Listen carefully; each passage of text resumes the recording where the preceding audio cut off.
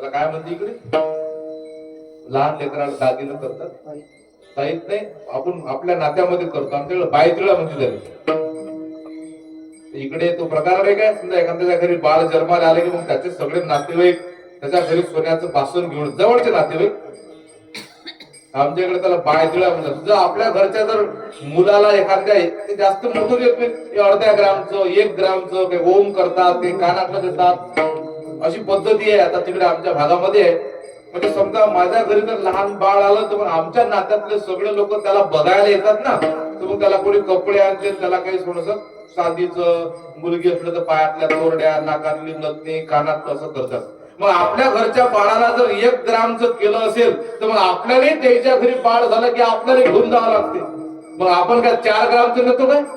नाही नाही, माणसं ह्या म्हणजे माता भगिनी लक्षात ठेवतात की आपल्या घरी त्या व्यक्तीने किती आणलं होतं. काही काही तेवढे बहात्तरात की तेच बरोबर ठेवून देते, पालीस पळून वापिस करते. मग हा मानव स्वभाव आहे महाराज. पण या जगामध्ये संतांचा एक स्वभाव आहे महाराज. संत तुमच्या जवळून काही अपेक्षा करत नाही. संत आणि देव या जगामध्ये देण्याकरता जन्माला आल्यात. संतांनी तुम्हाला दिलं महाराज, संतांनी तुमच्या आमच्याकडून कोणती अपेक्षा केली नाही. असे जगामध्ये संत होऊन गेले की नुसतं देत राहिले, नुसतं देत राहिले. बरं सांगा, जगद्गुरु तुकोबारा या जगामध्ये जन्माला आले, काय अपेक्षा केली समाजाकडून? नाही महाराज, काही उलट समाजाकडून अपेक्षा तर नाही केली, पण समाजाने त्यांना जे द्यायला पाहिजे तेही दिलं नाही. आज दिसते आपल्या संतांचा गुणगौरव.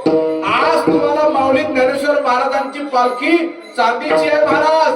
पण एका काळामध्ये माऊली ज्ञानेश्वर महाराज पहिल्यांदा ज्यावेळेस आळंदीहून पंढरपुरामध्ये गेले ना, तर पायाला वळाची पानं बांधून गेले होते. आज दिसते तुम्हाला, आज आळंदीच्या भागामध्ये तुमच्या आमच्या सारखे सगळे विद्यार्थी शिकतात, तर आमच्या भिक्षा पत्रामध्ये झोळीमध्ये आज लोक मिष्टान्न टाकतात. पण ज्यावेळेस माऊली ज्ञानेश्वर महाराज भिक्षा मागण्याकरता गेला तर मोठ्या मातीशिवाय त्याच्या भिक्षेत काही पडलं नाही महाराज. तो काळ काय भयानक होता. आज माऊली ज्ञानेश्वर महाराजांच्या समाधीचे आंघोळ पंचामृताने होते, पण एका काळामध्ये माऊली ज्ञानेश्वर महाराजांना इंद्रायणीमध्ये पाणी नाही मिळालं महाराज. अरे संन्यासाच्या पोरा, आमची इंद्रायणी पाठवतो का काय? मारलं महाराजांना. मुक्ताईने पाणी सांगितलं तर आज महाराज, आज आपल्याला माऊली ज्ञानेश्वर महाराजांच्या डोक्यामध्ये मुकुट दिसते महाराज, चांदीचा मुकुट दिसते. पण एका काळामध्ये समाजाला त्यांना घालण्याकरता कपडे दिले नाही. अत्यंत दुःखदायी जीवन गेलं संतांचं. एवढं दुःख आमच्या भागामध्ये गजानन महाराज आज फार मोठा महाराष्ट्रात काय अख्ख्या भारतात मंदिर प्रसिद्ध आहे. पण एका काळामध्ये गजानन महाराजांना ऊसाने मारलं. एक ऊस मागितला तर बद मारलं त्या शेतकऱ्यांना. इतकं मारलं गजानन महाराजांना की त्यांच्या अंगावर वळ उमटली. हे प्रचंड भयानक आहे. तुम्ही कल्पना करू शकत नाही संतांना किती मोठा त्रास दिला. अरे गाडगे बाबांना एका गावामध्ये चुलीतलं जणको लाकूड फेकून मारलं एका माणसानं. दसऱ्याचा दिवस होता, गाडगे बाबांना पुरं गाव झाडून काढलं. आता ते गावाचे गाव झाडत, गावात गेले म्हणजे पहिला कार्यक्रम गाव स्वच्छच करायचा, काही विचारच नाही करायचा बाकीचा. बस त्याच्या मुखामध्ये एकच मंत्र होता, गोपाला गोपाला देवकी नंतर गोपाला. गाव झाडणं चालू, बाकी काहीच नाही. मुखी नाम राहती काम. या पलीकडे गाडगे बाबाला काही केलं नाही आणि बस पुरं गाव झाडून काढलं. पण भूक तर लागणारच आहे. भूक लागली म्हणजे मग कोणी दारात जायचं, माय ते थोडीशी भाकर, भाकर मागत ते चटणी भाकर. दसऱ्याचा दिवस होता, गेले एका दारात, थोडे माय दे काहीतरी खायला. तिने आणली भाकरच. आता मन आहे भाऊ. गाडगे बाबा म्हणतात, माय आज दसरा आहे, थोडीशी पूर्णाची पोळी असेल तर दे. त्या बाईले वाटलं की आपण कसं काय याडा संताला, महापुरुषाला, भिकाऱ्याला, महाराज त्यांना काही कोणी ओळखत नव्हते. त्यावेळेस साधे कपडे फाटके कपडे होते. गाडगे बाबांचा वेश म्हणजे मोठा बावळत वेश होता. ती वापिस गेली भाकरी घेऊन. घरच्या मालकाने विचारलं पडे, काग का वापिस आणली पडे हो? तर भिकारी म्हणते, मला भाकर नाही पाहिजे. काय पाहिजे मग त्याला? पूर्णाची पोळी. अरे असा कोणता भिकारी, त्याला भाकर गोड लागत गेला का? जेवता जेवता उठून गेलंय.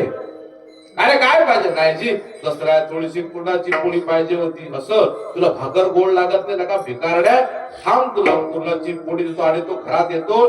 स्वयंपाक करणाऱ्या पत्नी जवळून तो चुलीत नाही जळतं लाकूड, जळणारं लाकूड हातामध्ये घेतलं. अरे तुला पूर्णाची पोळी पाहिजे? हे गेलं का पूर्णाची पोळी? आणि गाडगे बाबांच्या अंगावर ते लाकूड फेकून मारलं महाराज. ते लागलं गाडगे बाबांना. ते काय रडत बसले का मग? नाही रे, रडत नाही बसले महाराज. ते तिथून निघून गेले. आणि गावाच्या बाहेर जाऊन आपल्या मनाला समजवून संत आपल्याला समजवतात. मागशील पूर्णाची पोळी, भरणी आपली मीठ भाकर.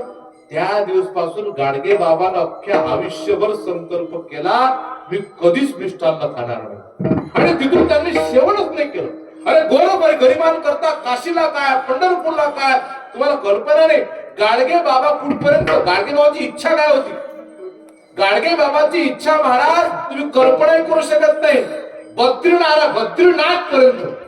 महाराष्ट्रातला एक संत बद्रीनाथला इतक्या दुर्गम भागामध्ये धर्मशाळा व्हावी अशी गाडगे बाबाची इच्छा होती. ते जर वाचले असते ना त्यांनी केलीच धर्मशाळा. लाखो लोकांकरता मिष्टान्नाच्या पंक्ती उठवल्या गाडगे. बुंदी, जिलेबी, लाडू गोरगरिबांना, पण एक घास कशी मिष्टान्नाचा मुखात नाही घातला महाराज. अरे गरिबांना कपडे नव्हते, आता आज विपुलता आली आपल्या देशामध्ये. एक काळ तुम्ही म्हाताऱ्या लोकांनी काळ बघितला, माणसाला पोळी दिसेना हो. 4 भाऊ असले ना तर 2 ड्रेस राहत राजू. कुठं बाहेर जायचं असतं ना तर ते ड्रेस 4 भाऊ घालत.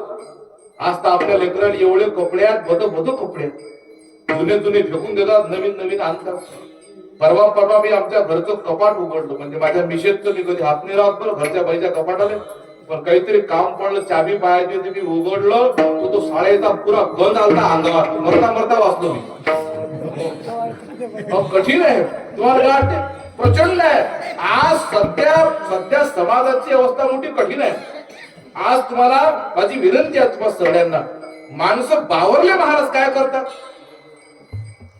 विकत आणण्याची संस्कृती वाढली आता. मला माफ करत होतं, विकत आणण्याची संस्कृतीच तयार झाली. काही विकत आणा, पण मला घरी काम नसताना माणसं विकत आणतात ज्या वस्तूचं काम नाही. पण मार्केटला गेला की काहीतरी घेऊन येते, कोराल चड्डी आणि बनियान. काही काम नाही, घरामध्ये भरपूर आहे, हौशेला मोल नाही महाराज. पण लक्षात घ्या, या गोष्टीनं समाज बरबादीकडे जात आहे महाराज. जुने माणसं लिमिटेड जीवन जगत, ज्या गोष्टीची गरज आहे तीच गोष्ट जुने माणसं घरी आणली. त्याचं काही काम नाही. कोणाला 4 ड्रेस असणार, बाप 5वा घेऊन येते. नाही आता गेलतोच मार्केटला तर मग घेऊन आलो.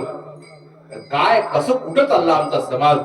आणि येणंच आमच्या देशामध्ये आज महाराज दरिद्री येऊन राहिली, गरीबी येऊन राहिली. तुम्हाला वाटते माणसं काय श्रीमंत होऊन राहिले? नाही, फक्त दिखाऊ कपडे.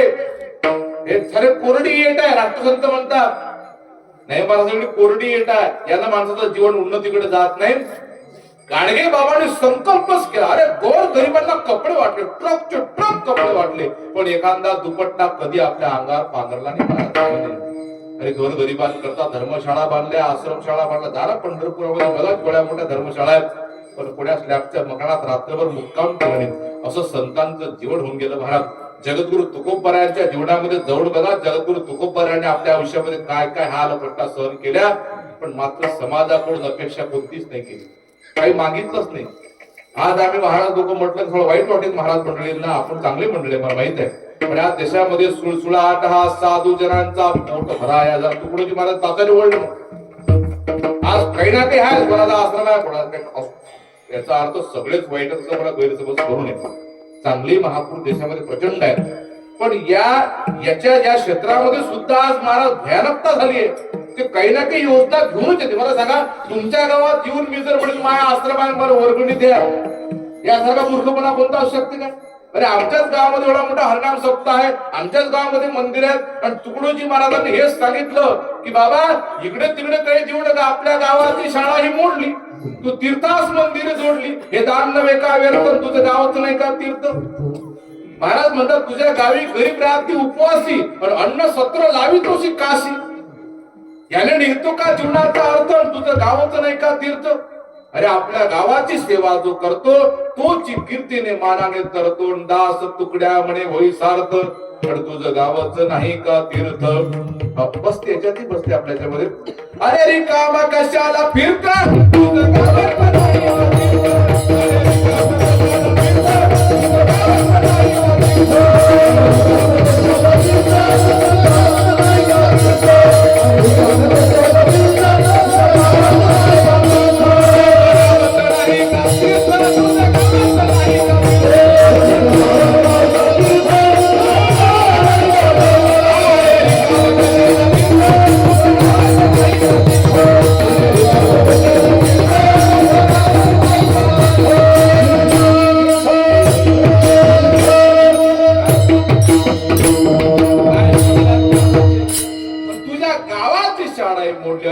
गावाची सेवा जो करतो तोची कीर्तीने मानाने करतो. आणि दास तुकड्या म्हणे होई सार्थन तुझं गावच नाही का तीर्थ.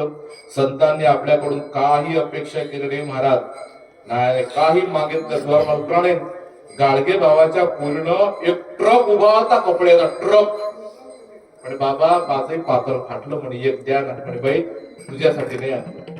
स्वतःच्या कल्पना नाही, गाडगे बाबाचं जीवन जर तुम्ही वाचाल ना, स्वतःच्या पत्नीला भीक मागायला लावली गाडगे बाबाने. एवढ्या मोठ्या धर्मशाळा बांधल्या पण स्वतःच्या पत्नीला भीक मागायला लागली. इकडून तिकडून गाडगे बाबा कुठेतरी गेले की हे पारमार्थिक मार्गातले लोक त्या गाडगे बाबाच्या पत्नीला काही काही वस्तू आणून देत, कोणी ज्वारी कोणी कळी.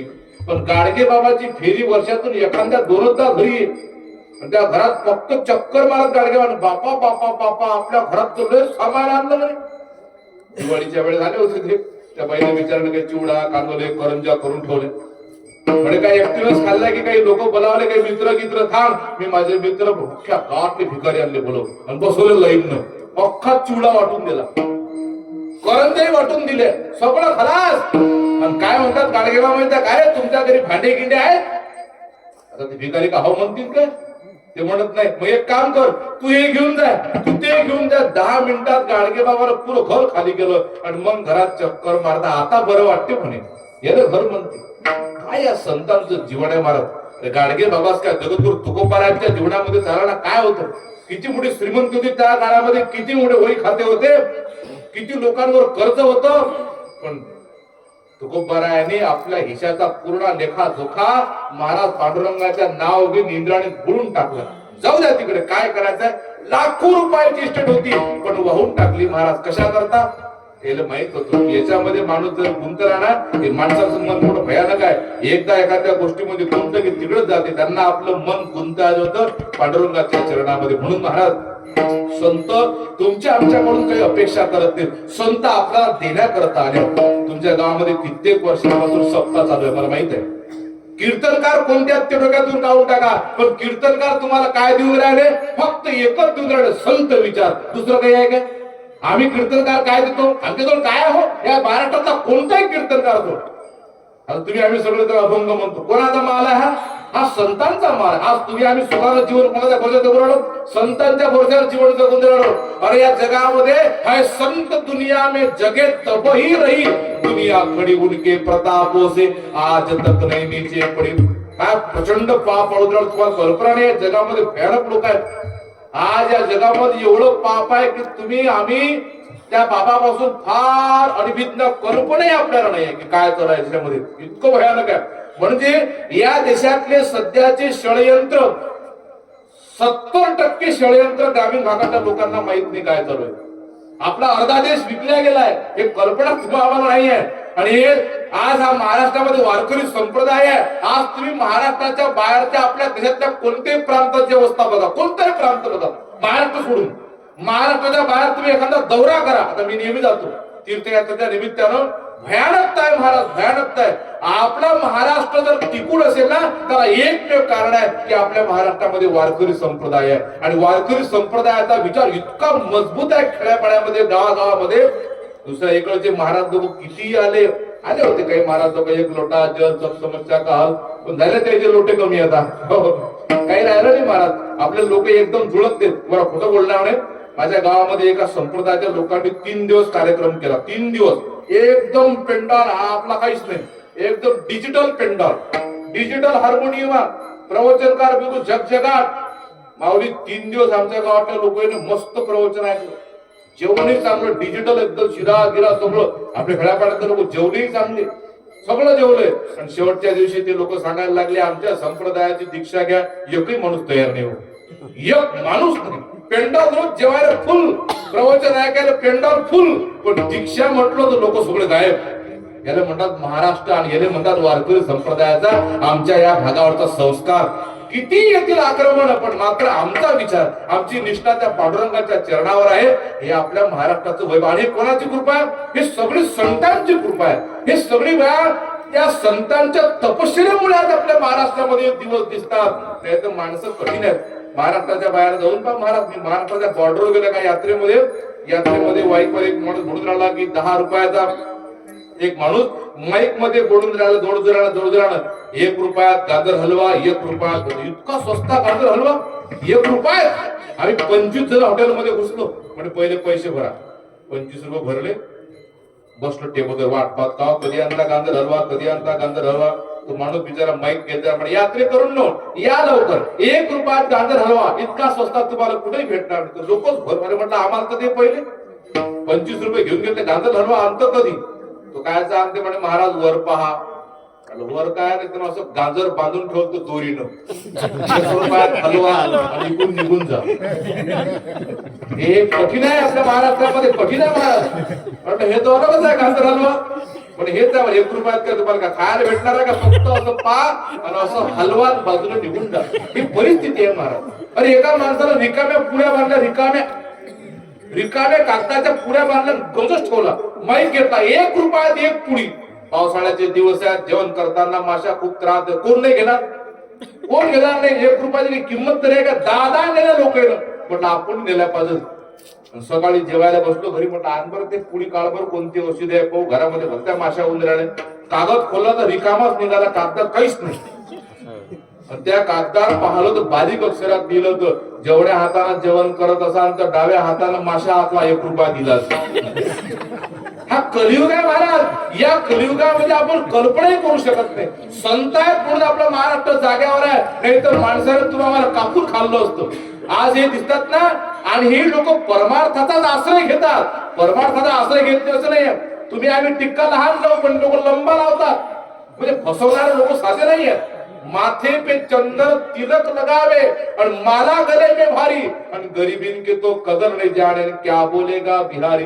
आज या देशामध्ये आज आपल्यापेक्षाही परमार्थिक लोक दिसतात, पण कल्पना नाहीये. आणि म्हणून मला असं वाटते संत आहेत महाराज, संतांची आपल्याला फार मोठी कृपा आहे. संतांनी या महाराष्ट्राला घडवलं आहे आणि संतांचाच आशीर्वाद आपल्या सगळ्यांच्या पाठीशी आहे. म्हणून महाराज त्या संतांनी जे काही कष्ट केले, आज त्या संतांच्या कष्टावर, त्यांच्या तपश्चर्येवर आजही संत येऊनच राहिले महाराज. रोज रोज आपल्या देशामध्ये संतांचे अवतार होतात. आपल्या महाराष्ट्रामध्ये आजही संत, अधिकारी संत आहेत महाराज. आजही वारकरी संप्रदायामध्ये तुम्हाला कल्पना, पुणेकर बाबाजी, बोधे बाबाजी सारखे संत होऊन गेले. आमच्या गुरुदेव शाहू मंडळामध्ये भुसरकर महाराज होऊन गेले. आचार्य विरोडकर गुरुजी, परमपूज्य तुकाराम दादा गीताचार्य आपल्या गावामध्ये आले. परमपूज्य तुकाराम दादा गीताचार्यांचे पाय पडले. महाराज ब्रह्मचारी व्यक्तिमत्व होतं. काय ताकद होती हो. जगद्गुरु तुकाराम महाराजांसारखे संत आता या जगामध्ये महाराज दिसणार नाहीत, नाही दिसणार महाराज. तुकडोजी महाराज, गाडगे महाराज होऊन गेले, पण त्यांचे अन्वय सुद्धा त्याच ताकदीचे. तुकाराम दादा गीताचार्यांचं चरित्र वाचा. तुकाराम दादा गीताचार्य त्या काळामध्ये तुकडोजी महाराजांसोबत जपानला गेले, इंग्रजी बोलायचे. आणि एवढी तपश्चर्या होती महाराज. फक्त एक दिवस शेगाव संस्थांच्या अध्यक्षाची 10 मिनिटं भेट झाली तुकाराम दादाची. 10 मिनिटं, मला जास्त चरित्र सांगायला वेळ नाही. शेगाव संस्थांचे पाटील शिवशंकर पाटील, ते आता दिवस झाले, 10 मिनिटं भेट झाली फक्त तुकाराम दादाची. काय चमत्कार माहित आहे? ते शिवशंकर पाटील म्हणतात, दादा मी जर तुम्हाला आजपासून 20 वर्षाच्या अगोदर भेटलो असतो ना, तर तुमचा सेक्रेटरी म्हणून राहिलो असतो. तुम्हाला कल्पना नाही, शेगावच्या आनंद सागर मध्ये तुकडोजी महाराजचा पुतळा नाही, शेगावच्या आनंद सागर मध्ये गाडगे बाबाचा पुतळा नाही, पण शेगावच्या आनंद सागर मध्ये पूज्य तुकाराम दादा गीताचार्याचा पुतळा आहे. काऊन लावला असेल? 10 मिनिटाच्या भेटीमध्ये एवढा मोठा माणूस. ते शिवशंकर पाटील साधारण माणसं नव्हते महाराज. एक अनुभव सिद्ध संत होऊन गेले. एक पांढऱ्या कपड्यातला पैजामा घालणारा माणूस. एवढं नियोजन. आज शिवशंकर पाटील संपले, पण संस्था तुम्हाला तसंच दिसेल. 1% फरक नाही. गजानन महाराज संस्थांमध्ये जा, कारण त्यांनी आपला वारस तयार करून ठेवला महाराज. निळकंठ पाटील त्याचा पोरगा आहे, त्याच्यानंतर नातू हरी पाटील तयार आहे. ते माणसं ज्याप्रमाणे त्या शेगाव संस्थांमधले कर्मचारी कपडे घालतात ना माऊली, तुमच्या वैद्य त्याचा नातू, शेगाव संस्थांमधले जे कर्मचारी कपडे ज्या रंगाचे घालतात त्या रंगाचे कपडे घालतो तो शिवशंकर पाटला नातू. काही गरज आहे का त्याला? किती प्रॉपर्टी आहे? तेच कपडे घालते. कधी काय विचारलं येतो म्हटलं, गाव पाटील तुम्ही? नाही म्हणे, आमचा नियम आहे. म्हटलं तुम्ही हेच घालता का? 12 म्हणे, हाच खबर असते म्हणे. काय त्याग झाला? तरुण पोरगा आहे, त्याला वाटत नाही का जीन्स पॅन्ट घाला? त्याला वाटत नाही का आपण एखादं टी शर्ट घाला? पण नाही, हा त्याग किती, म्हणजे विचार करा त्या घरात किती त्याग आहे. पाणी नाही पेले ते. पूज्य तुकाराम दादाची 10 मिनिटं भेट झाली, पण त्या 10 मिनिटांमध्ये काय काय संतांचा चमत्कार आहे महाराज. पूज्य तुकाराम दादा गेल्यानंतर त्यांच्या समाधीचं काम, करोडो रुपयाचं काम शिवशंकर पाटलांनी करून दिलं. मी तुम्हाला संतांचा महिमा सांगून राहिलो. संतांची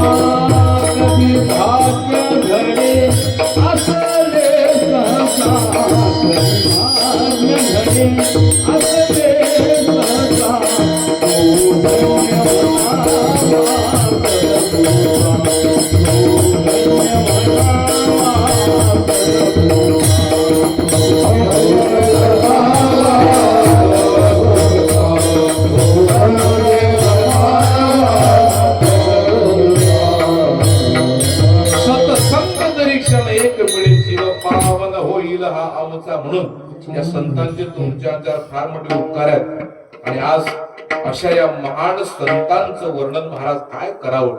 जगद्गुरु तुकोबर आहेत, अभंगाच्या प्रथम चरणामध्ये असं म्हणतात की बा संतांचा महिमा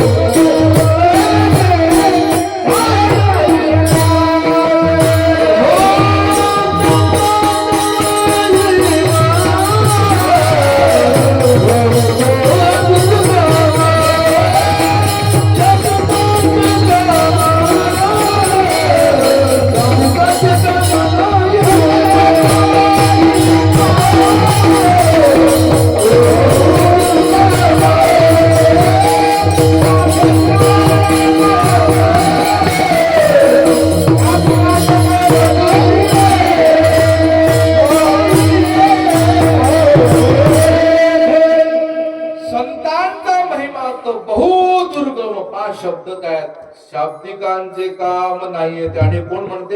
जगद्गुरु तुकोबराय. तुकोबराचा अधिकार आम्हा घरी धन शब्दाची. जे म्हणतात की आमच्या घरी धन कोणता शब्द आहे, त्यांनी म्हणा किंवा संतांचा महिमा आम्ही शब्दानं वर्णन करू शकत नाही. महाराज काय मोठा अधिकार होता, विचार करा. आणि खरंच आहे संतांचा महिमा हा शब्दाच्या पलीकडचा. तिथं वाचा